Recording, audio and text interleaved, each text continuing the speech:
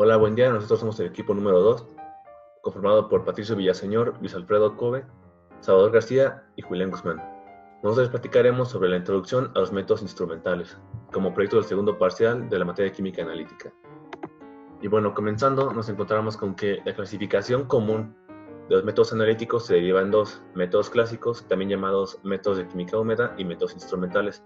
Siendo los métodos clásicos los antecedentes a los métodos instrumentales, pues por un siglo o más solo se empleaban los métodos clásicos.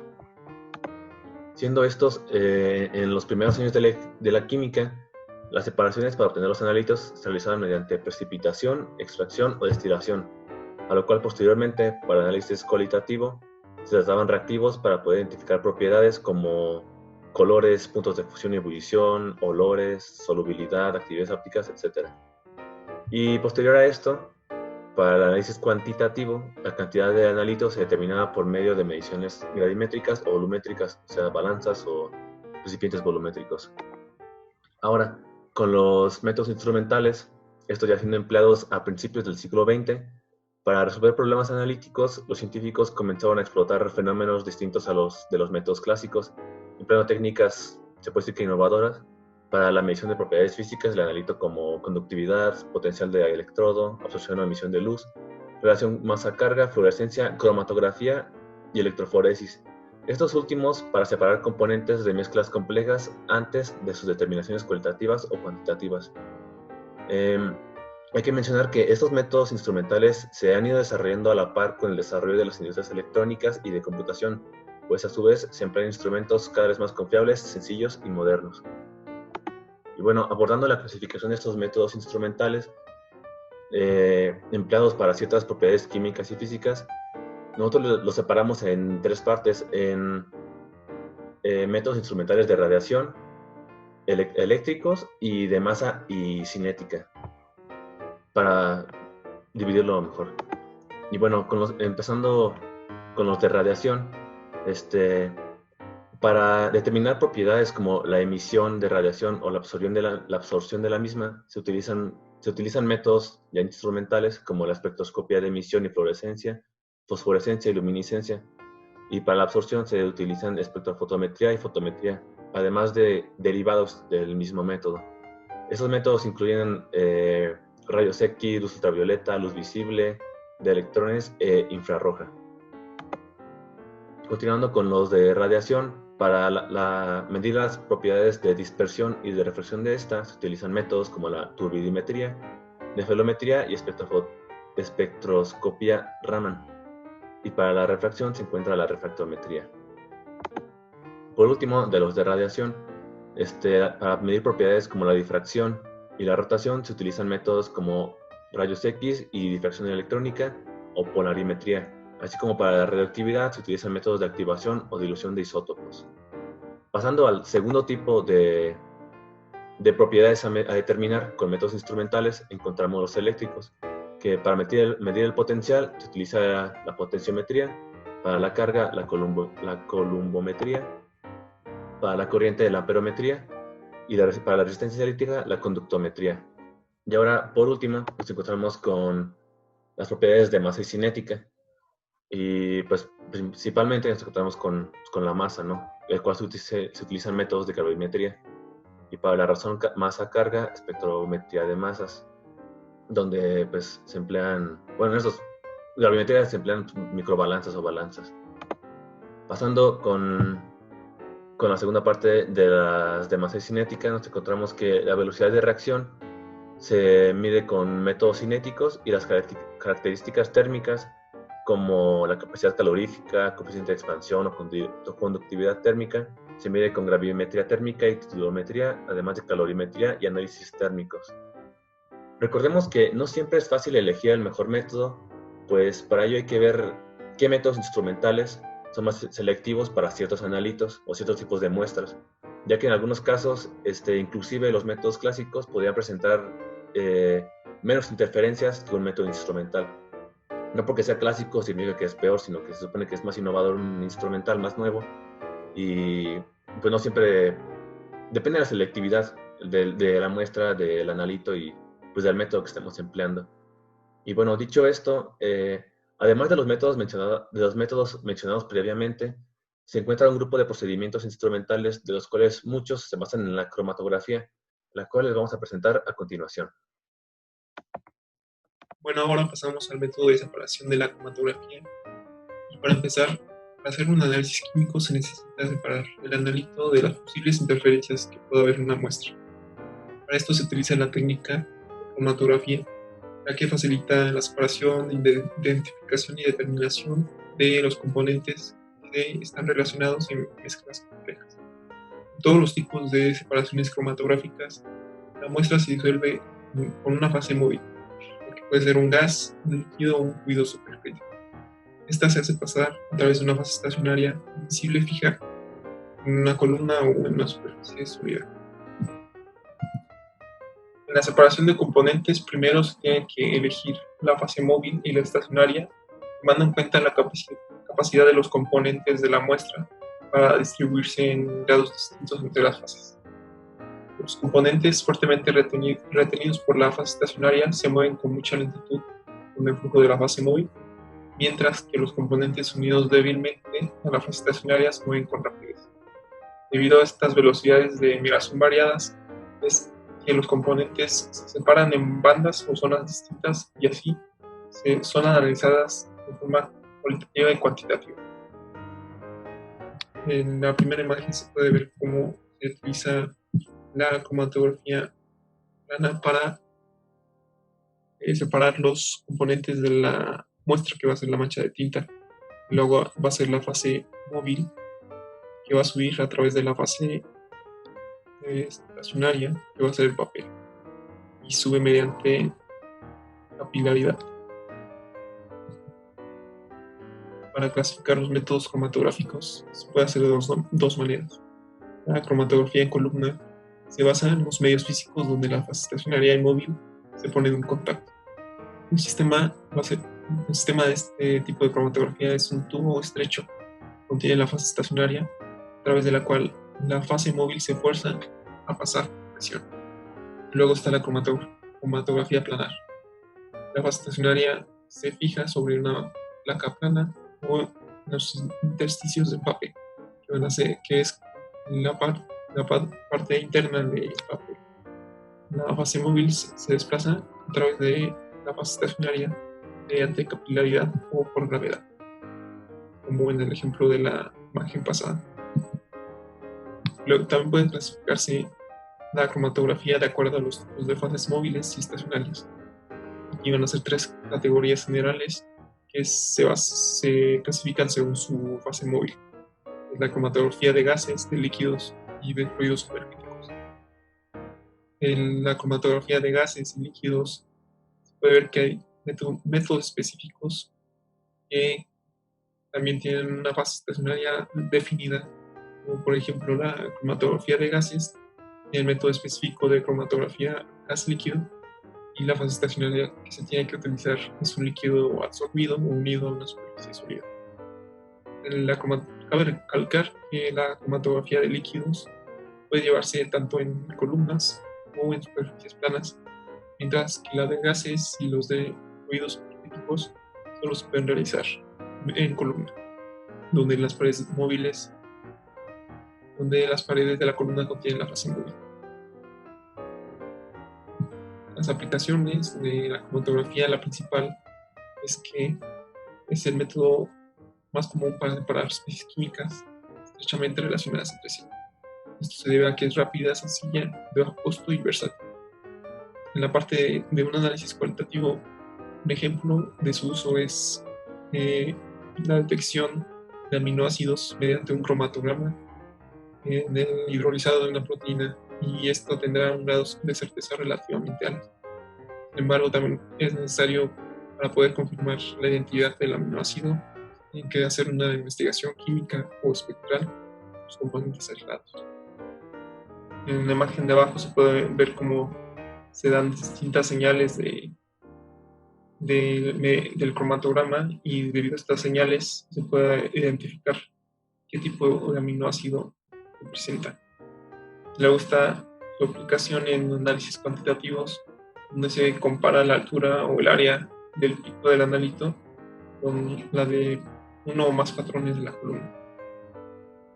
Y en las cromatografías en plano, el área que ocupan las especies separadas puede utilizarse como variable que cambia de forma lineal con la concentración. Hola, ¿qué tal? Vamos a continuar con esta parte de la explicación de algunos conceptos básicos de métodos espectroscópicos, y para eso es importante determinar qué es la espectroscopía, para poder entender las bases y los fundamentos de estos métodos. La espectroscopía es una técnica instrumental ampliamente utilizada por los físicos y químicos para poder determinar la composición cualitativa y cuantitativa de una muestra, mediante la utilización de patrones o espectros conocidos de otras muestras. El análisis espectral permite detectar la absorción o la emisión de la radiación electromagnética de ciertas energías y relacionar estas energías con los niveles de energía implicados en una transición cuántica. Existen diferentes métodos, diferentes técnicas. Vamos a explicar algunos de ellos, empezando por la espectroscopía ultravioleta visible, la cual se basa en la medición de la transmitancia o de la absorbancia de soluciones que están en celdas transparentes que tienen una longitud de trayectoria de 20 centímetros, justamente como lo podemos ver en la imagen inferior de la inferior de izquierda.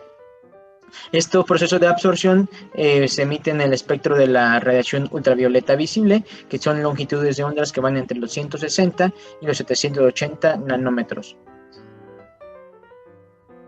Entre algunas características importantes de estos métodos están que tienen gran aplicabilidad para sistemas orgánicos e inorgánicos.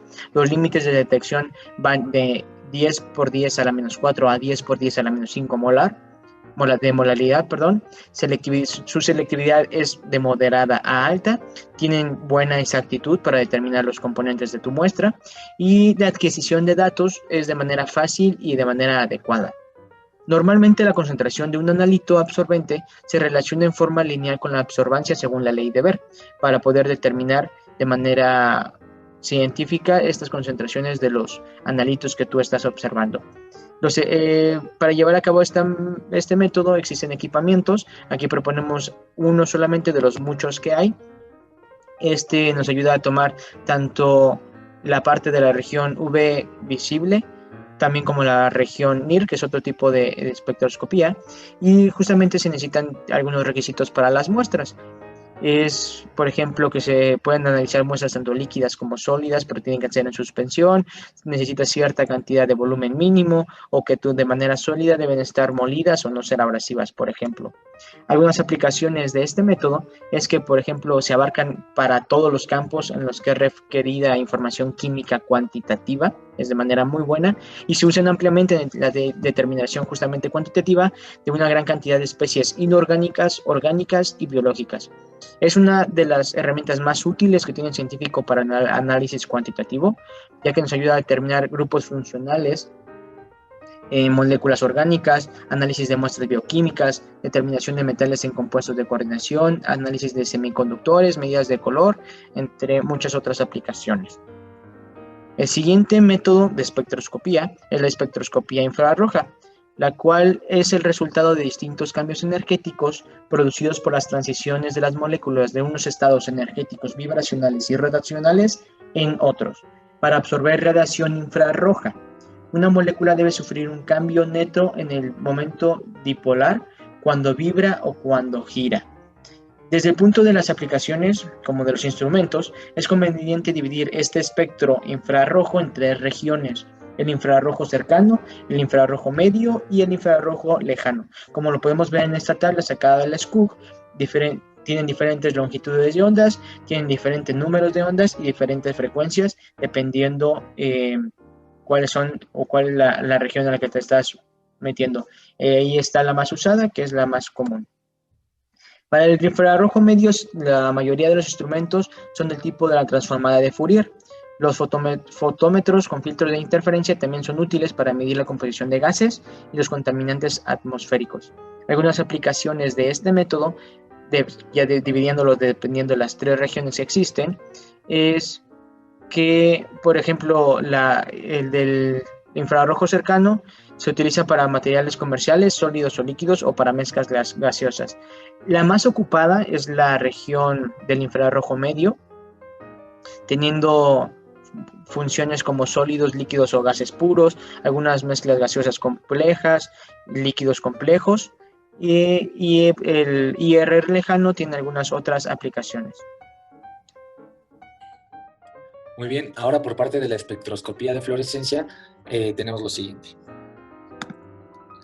Bueno, ¿qué es? Pues se trata de utilizar un haz de luz, por lo general luz ultravioleta, y lo que pasa es que excita los electrones de las moléculas de ciertos compuestos y provoca que emitan luz de una menor energía.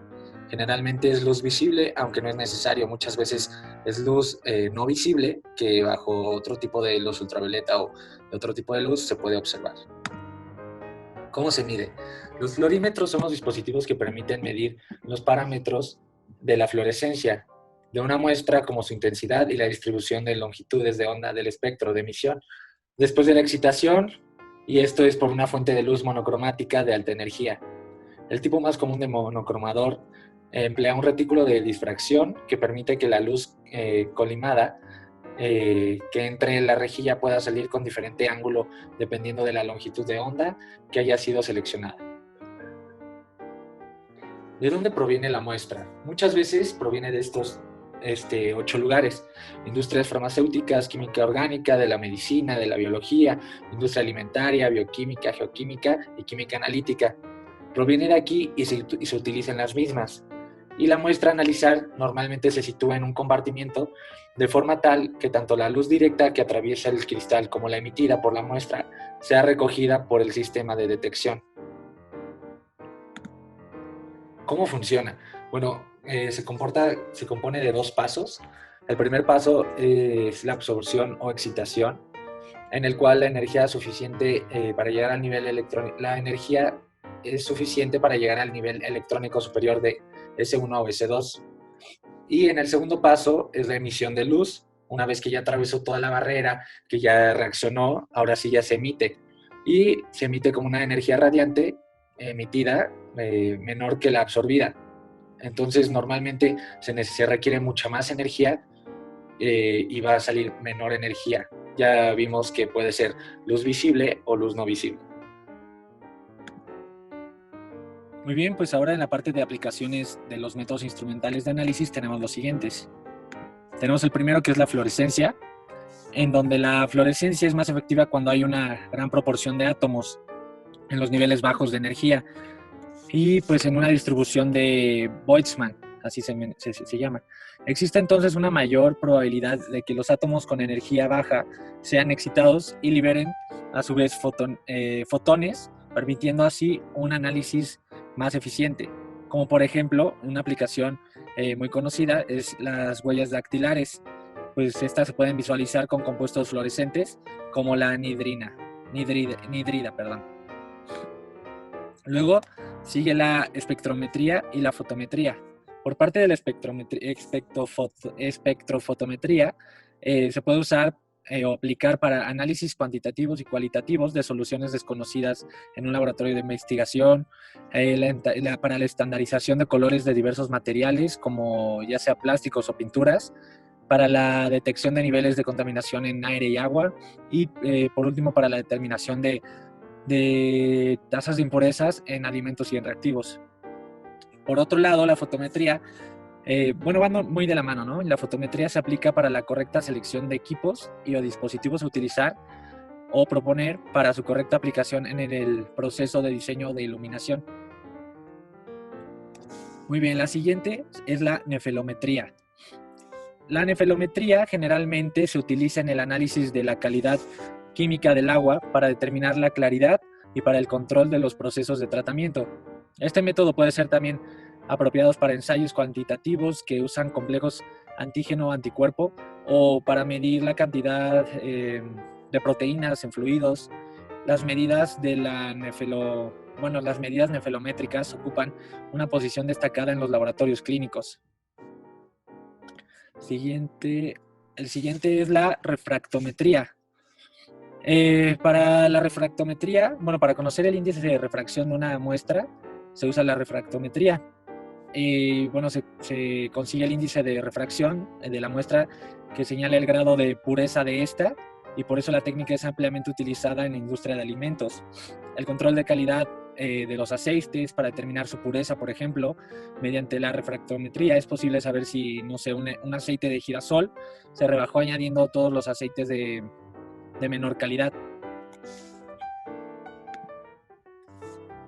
Por otro lado, están los rayos X, que ya muchos conocemos, y la aplicación más clásica o más común es para ver las fracturas, ya sea huesos rotos, pero también se utilizan para otros usos. Por ejemplo, las radiografías de tórax pueden detectar ya sea la neumonía, las mamografías, utilizan pues igual los rayos X para detectar el cáncer de mama, ¿no? Luego está la dilución isotópica, que es empleada de forma casi exclusiva con espectrometría de masas, van muy de la mano, y en aplicaciones donde se requiere una alta precisión, como por ejemplo los institutos nacionales de metrología, que se basan significativamente en la disolución isotópica cuando producen materiales de referencia certificados, o sea que deben ser muy exactos. Luego está la polarimetría. La polarimetría, bueno, es uno de los procesos de control de calidad más importantes de las industrias farmacéuticas, química, cosmética, de alimentos y de bebidas. Entonces, la polarimetría, que ya vimos anteriormente, que consiste en analizar sustancias ópticamente activas, nos puede servir para ver estas sustancias mediante el ángulo de rotación que producen. No todas las sustancias pueden ser analizadas, pero nos sirve para la mayoría de las sustancias. Luego está la potenciometría, donde la potenciometría tiene las siguientes aplicaciones: la determinación cuantitativa selectiva de muchos iones orgánicos e inorgánicos en solución, la determinación de iones en un estado de oxidación específico dentro de una muestra, la determinación constante de estabilidad de complejos compuestos, la determinación de velocidades y mecanismos de reacción, la misma determinación cuantitativa de gases ácidos y básicos, y por último la determinación cuantitativa de productos de reacción enzimática. Y luego tenemos la amperometría, donde se hacen valoraciones amperométricas. Y estas valoraciones, bueno, los sistemas de valoración de Hannan, por ejemplo, son instrumentos precisos para ayudar a las mediciones de control de calidad en muchas industrias como granjas lecheras, industria de refrescos, industria de vinícola y cervecera, tratamiento y purificación de aguas municipales, también como calderas y aguas residuales. Además, tienen diferentes ventajas como las que se pueden producir sales extrañas sin interferencias y que se pueden llevar a cabo la valoración amperométrica en diluciones en las que las valoraciones visuales o potenciométricas no proporcionen resultados precisos. Después sigue la conductimetría, perdón, ahí está incorrecto el nombre, una disculpa, pero esta conductimetría, bueno, muchas de sus aplicaciones son ahí está el conductímetro, y con este conductímetro se hace el monitoreo conductimétrico, que es empleado en laboratorios para la producción de agua desionizada. Además, existen aplicaciones industriales importantes como el uso del agua de alimentación de calderas, generadores de electricidad, del control de la concentración de baños ácidos de piclaje, por ejemplo, o de baños alcalinos de desengrasado. Después tenemos la gravimetría, en la que muchas de sus aplicaciones son la determinación de lactosa en productos lácteos, la determinación de salicilatos en fármacos, la determinación de fenolftaleína en laxantes, la determinación de la nicotina, por ejemplo, en los cigarros o en el organismo, y la determinación del colesterol. Después tenemos la espectrometría de masas. La espectrometría de masas puede usarse también o se aplica en la identificación y determinación estructural de compuestos puros, en donde se requiere la identificación del pico del ion molecular. Cuando se emplea la ionización electrónica del fragmento inicial, suele ser un ion radical positivo, pues la molécula se le arranca un electrón. También se usa para el análisis de compuestos orgánicos en muestras complejas, ya sea como para el acoplamiento cromatografía, espectrometría de masas, porque aunque la espectrometría de masas es una poderosa herramienta para la identificación de compuestos puros, como lo habíamos mencionado antes, la complejidad de los espectros de masas dificulta enormemente el análisis de mezclas, e incluso de mezclas simples. Y por ello, el análisis de muestras complejas emplean acoplamientos de esta técnica con técnicas potentes de separación, como es la cromatografía. Y por último, se usa para análisis elementales, en donde la espectrometría de masas es también muy usada en la determinación de concentraciones de elementos en materiales diversos, como minerales, combustibles fósiles, suelos, partículas atmosféricas, aguas y muestras líquidas. Después, y por último, sigue el análisis térmico, donde el análisis térmico se puede llamar también análisis termogravimétrico. Es la técnica que mide el cambio de masa de una muestra mientras se somete a un programa de temperatura controlado. Entre las aplicaciones que tiene, más importantes del termogravímetro, del análisis termogravimétrico, se pueden destacar el estudio de la estabilidad térmica de los materiales, el análisis de la composición de una muestra, ya sea que si tiene contenido de humedad o es volátil, etc., ¿no? También la determinación de la temperatura de las transformaciones, el estudio de la estabilidad oxidativa de materiales y también el estudio de los perfiles de degradación de polímeros. Sería todo. Muchas gracias por ver nuestro video. Saludos, maestra, y que tengan un buen día.